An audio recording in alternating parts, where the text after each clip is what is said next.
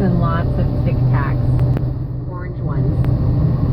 And then there was the money. Loose 1s and 5s and 10s and 20s that had been neatly... Well, we're on the road. And I wanted to show off my amazing New Mexico tortilla warmer. See, when your wonderful wife makes you homemade tortillas, and you get on a trip, you put them on the dash, and it keeps them warm. She's gonna ignore me now. But I just thought I'd take a quick shot of what some of the country looks like just south of us. We're only about 150 miles from home. But we're gonna go all the way down to the end of New Mexico, right where El Paso and Cruces and Mexico all meet. So take some more shots along the way so you can see the country. Alright. Chapter 11.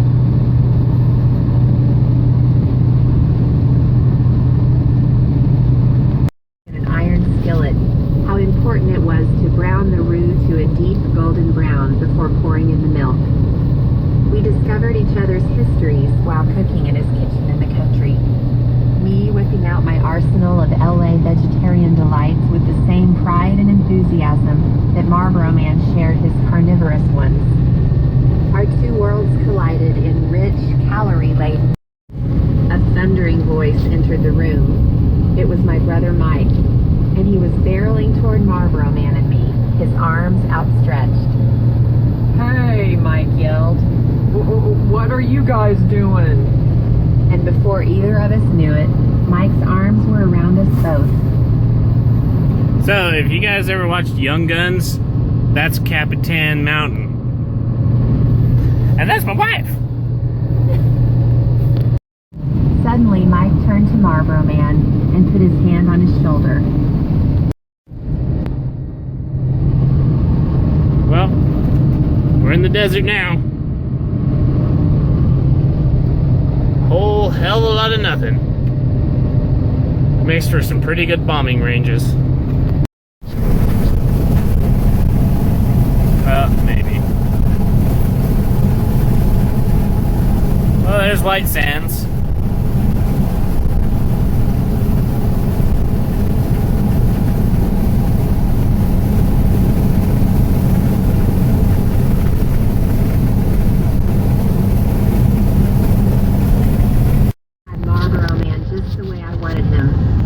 No accompanying danger, no risk, no interruption from the outside world, no scariness. Where I'd had Marlboro Man on my terms, and now a dumb, out-of-control prairie fire had come along and ruined it. He didn't run over, swoop me up in his arms, or whisper love into my ear. I just stood there alone in Marlboro Man's driveway, suddenly painfully aware of the glaring ugliness of my outburst. And the only sound in my ear that morning would be the quiet click of his back door closing behind him.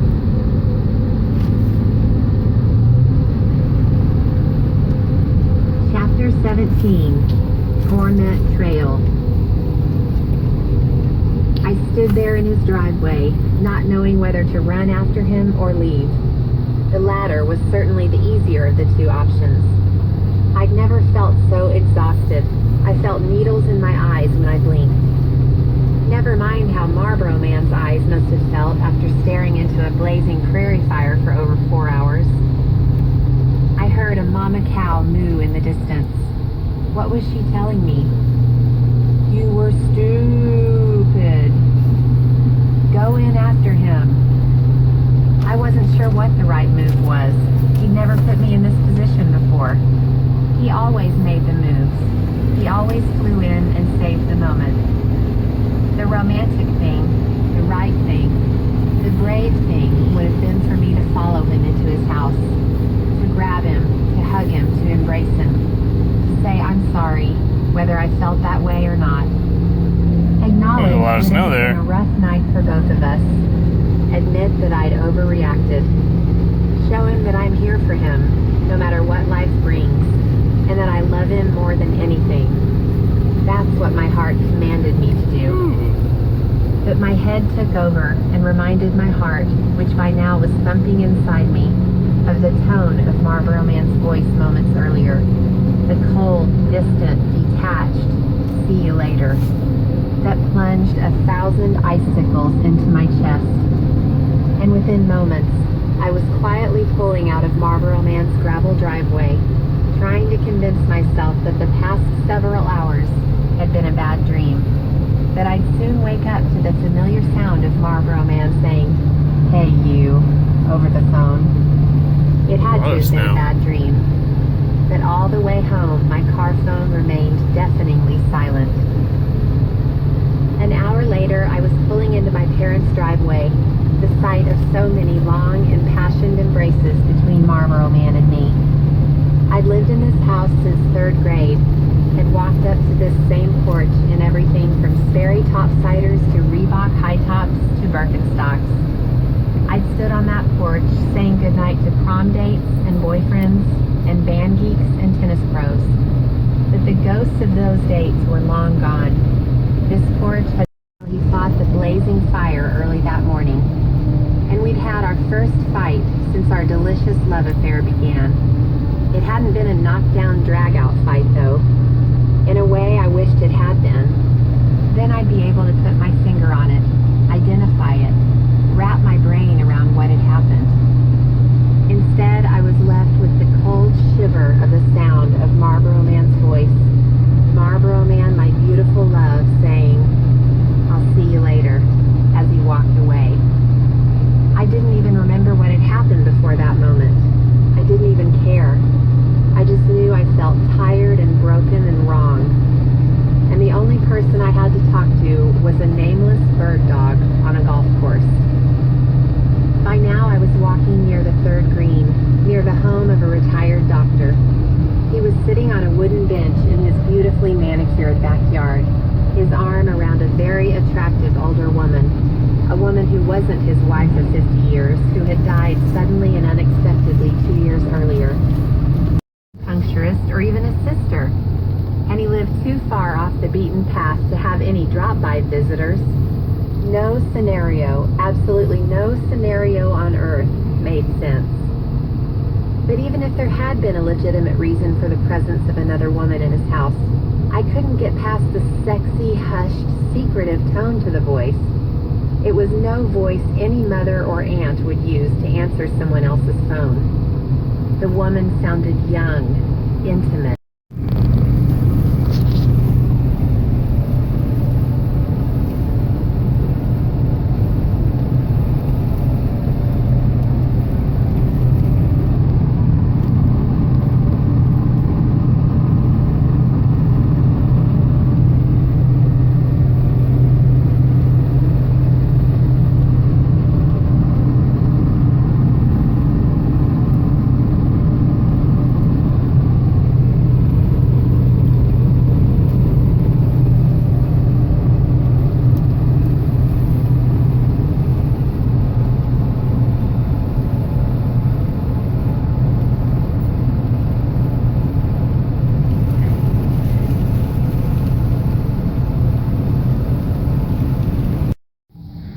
Well, we finally made it back to the ranch. It's been raining apparently the whole time I was gone. Had quite a few inches, at least 2 inches. Got 3 little yearling bulls.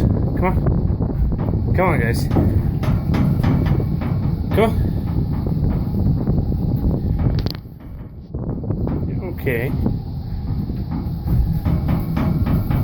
Yeah, they're ready to get out.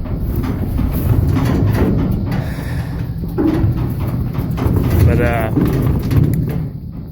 yeah, I went down to Las Cruces. It's about 500 miles south of where we're located. And as you can see, we started out in good grass country, and then it got into some sandier country with a little bit of grass, and then it gets into grass and cholla, and then juniper and cedar and more cholla, Then eventually we got down into the desert where it's just mesquite and sand and just nasty country. Definitely a lot of different country. It's about 85 down there degrees. And today on our way back, it's 34 here, raining. You saw the snow. You know, we went from in the 80s down into the 30s, and definitely some different country here.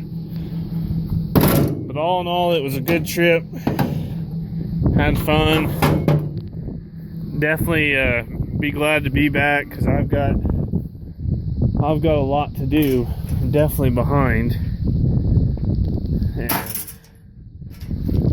And yeah, just now it's time to play catch up. But hope you like this one. Kind of give you an idea what some of the country looks like. And I'll put some more up. So thanks for watching.